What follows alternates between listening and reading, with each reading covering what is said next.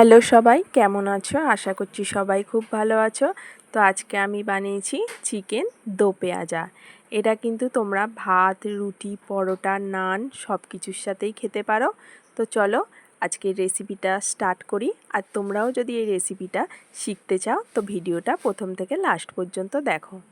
এখানে আমি 1 কেজির মতো মাংস নিয়ে নিয়েছি। এবার মাংসটাকে আমি একটু লেবুর রস মাখিয়ে নিচ্ছি, এতে করে মাংসের যে একটা গন্ধ থাকে সেটা চলে যাবে।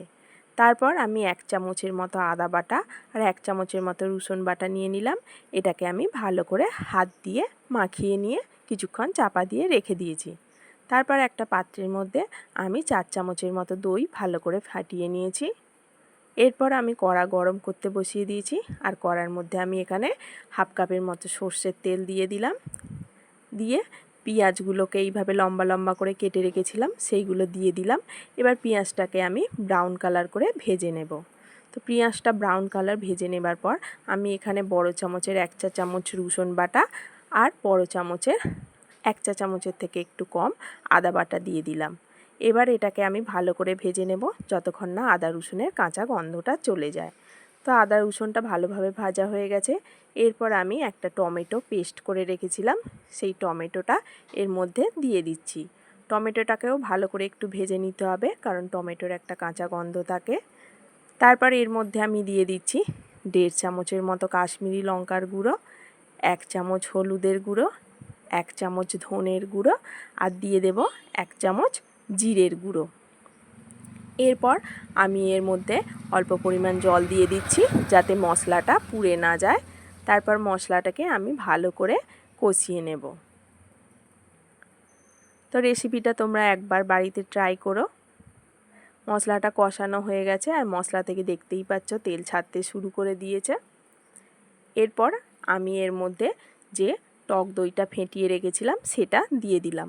এই টক দইটা কিন্তু আমার ঘরে বসানো। তোমরা যদি টক দই কীভাবে পাততে হয় ভিডিও দেখতে চাও তাহলে আমি এই নিয়ে একটা ভিডিও বানাবো। তো টক দই থেকে কিছুটা জল ছাড়তে শুরু করেছে। এরপর পুরো মশলাটা কষিয়ে নেবার পর আমি মাংসগুলো তুলে দিচ্ছি। তো মাংসগুলোকে আমি এখন ভালো করে নেড়েচেড়ে সব মশলার সাথে মিশিয়ে নিচ্ছি। তারপর এর মধ্যে আমি 1 চামচের মতো কাসৌরি মেথি আর 1 চামচের মতো নুন দিয়ে দিলাম। তারপর সব কিছুকে আমি ভালো করে মিক্সড করে নিচ্ছি। তোমরা চাইলে এখানে গুঁড়ো লঙ্কাও ইউজ করতে পারো, বাট আমি এখানে করলাম না। তারপর এটাকে আমি চাপা দিয়ে 5 মিনিটের মতো রেখে দিয়েছিলাম আর ফ্লেমটাকে একদমই লো রেখেছিলাম। তো 5 মিনিট পরে এটাকে খুলে আমি ভালো করে নেড়েচেড়ে আবার এটাকে চাপা দিয়ে 5 থেকে 7 মিনিটের মতো মিডিয়াম ফ্লেমে রেখে দিয়েছিলাম।